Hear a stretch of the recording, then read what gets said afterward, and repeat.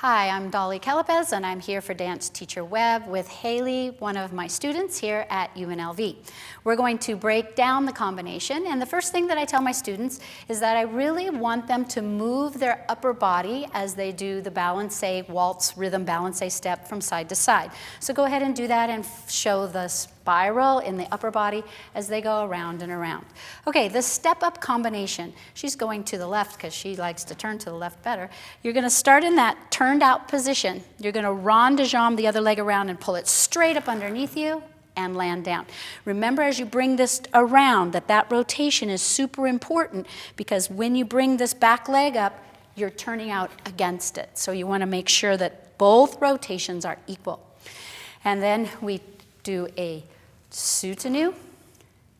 And from the soutenu, remember that the sternum stays over the pubic bone, like we talked about before, keeping all this in front of you. And you chasse forward. This is another really key point. This is 8, 2, 3. And on that 3, your heel hits the ground and you do the revolutions. Right? And then we swivel around to the other direction, again, engaging the abdominals to pull that pelvis up underneath you, and take your position into 4th, and an en dedans pirouette, close 5th, and pas de bourrée, over and under.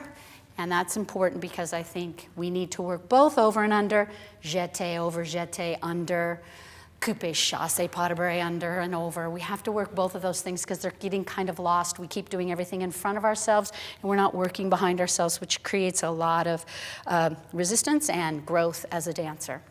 Okay, thank you very much. That's our turn combination.